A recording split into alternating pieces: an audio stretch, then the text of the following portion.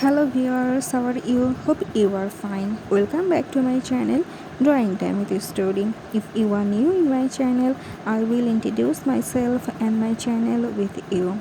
I am Suraya Parveen, and in my channel I select an object or a theme to draw, and while drawing I will narrate you a story or deliver you some information related to the topic or simply gossip with each other, just the things happen around us. So as you saw, my today's topic was La Palma volcano that is erupting recently. So while drawing you will not get bored, because I will narrate you a story that is named In the Shadow of a Volcano. It was written by Isris Story Maps Time, and it was published on April 8, 2020. So let's jump to the story time. Around the world, volcanoes threaten nearly half a billion people. Scientists are working to better forecast when eruptions will occur and support communities that live with this risk. In 2017, a volcanologist, a photographer, and a cartographer traveled to Guatemala on a National Geographic funded expedition. Their goal was threefold: to conduct innovative research that could help shape volcanic eruption warning systems, to create educational materials that explain the risks of living in the vicinity of a volcano, and number 3, and to better understand what it is about these locations that is appealing enough for communities to remain there despite the risk. The story below is based on the insights gained from this effort. It's told from the perspective of a volcano, a community member, and a scientist. I am an active volcano. My story began tens of thousands of years ago. Its chapters cyclical in nature. They start with hot molten rock rising from deep below. The pressure builds, and builds. Some more. An incredible force accumulating within. Eventually, it becomes so strong. I erupt with fiery vigor, unleashing torrents of gas, ash, rock, and debris that cascade down my sides, leveling everything they touch. The lava follows lazily behind, engulfing whatever lies before it with patience and steady persistence. This power, this might of mine, it is formidable. Not only do I tower over a landscape, I shape it, remaking a portion of it in my own image. A century ago, I channeled my explosive energy into carving out a massive crater, exposing new outlets for the lava within, and building a series of domes over which I know keep a watchful eye.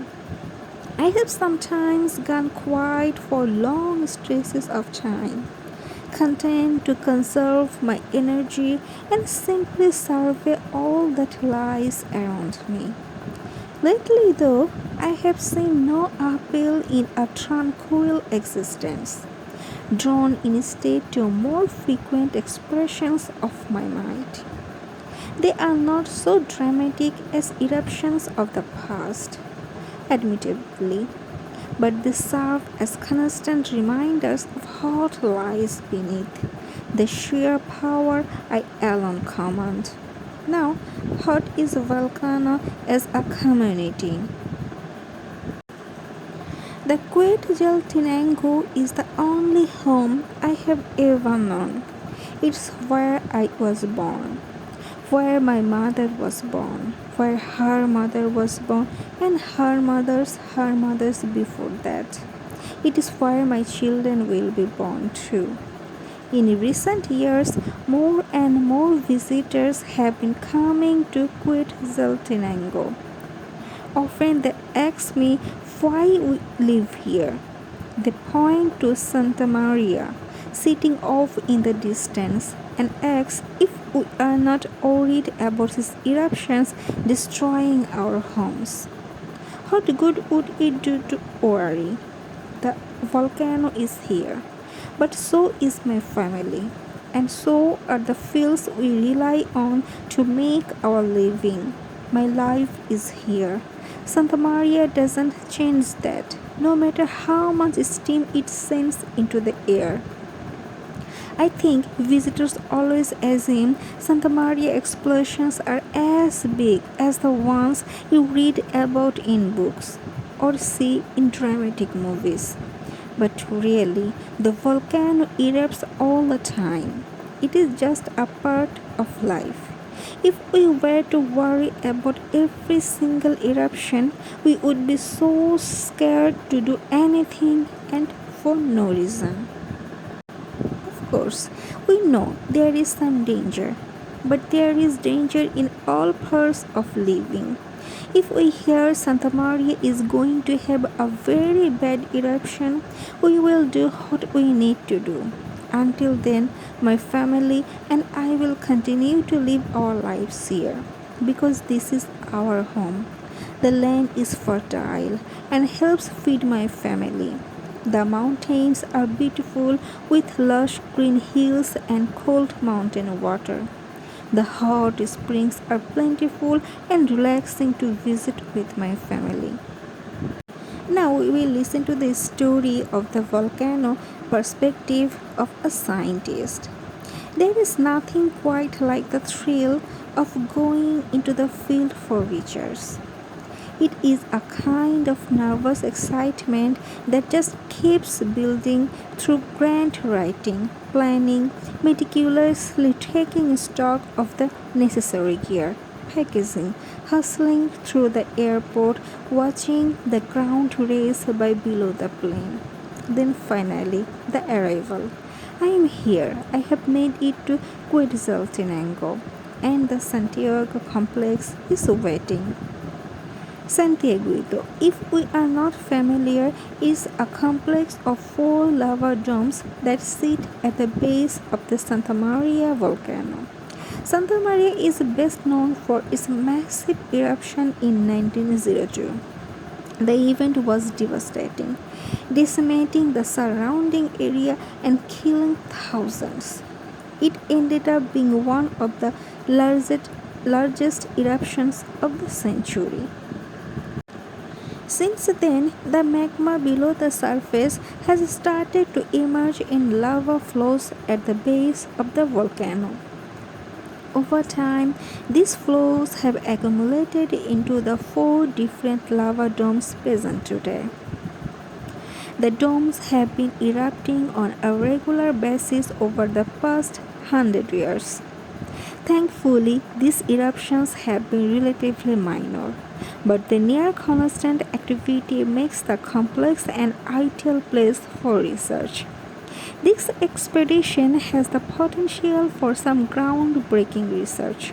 My team and I plan to explore the possibility of remote cameras and time lapse photography as a way to identify indicators of imminent volcanic activity. Hundreds of thousands of people live near the base of Santa Maria. Another major eruption could be devastating, but if our camera experiment works, it would provide powerful, reliable tools for warning nearby communities when they need to evacuate ahead of an especially large eruption. Now we will know how the volcanoes actually take a shape. To be able to shape a landscape, I use specialized tools. I have several, all of them working in tandem to create something unstoppable. There is the lava, of course, thick and scalding. It gradually spreads and piles onto itself. accumulating in a mass that reaches higher and higher, constructing a lasting tribute to my supremacy. Then there are the thick clouds of ash, gas, and debris I generate during my strongest display of force. While lava moves slowly and steadily, my clouds are swift and impatient. They cover vast tracts of ground with such speed that nothing can hope to outrun them. Anyone who tries will find themselves swallowed up by the churning cloud of chaos. My last instrument of change comes alive with the rain, of which there is plenty. As it falls, the water mixes with the layers of ash and rock I have accumulated on the surface. The dark, viscous mixture rushes down my sloping sides, building enough momentum to level anything in its path. Like all good expeditions, this one started with a hike. I wanted to set up their cameras overlooking the lava dome complex. To do that, the team needed to get above them. So we laced up our boots, shouldered our packs, and began climbing to the top of Santa Maria. The scenery was incredible, complete with tranquil, foggy woods that opened up onto sweeping views of the world stretched out below. It was a long, intense trek, but as I sit perched at the top, I know it was completely worth it. With camp set up, our next task will be to get the cameras into position. Each one needs to collect a different view of the same portion of the lava domes, and they have to be close enough together that the remote trigger fires them simultaneously. On top of that, we will have to replace the batteries every 8 hours to ensure the time-lapse sequences collect enough data to let us identify any observable changes or patterns regarding the lava domes. The clouds might be our biggest challenge though. This high up, they can completely obscure the view of the domes below. It makes for beautiful photos, but it's not so great for data collection. We learned a lot about a volcano, how it forms, how it takes a shape. So I hope you both enjoyed the drawing and the information too.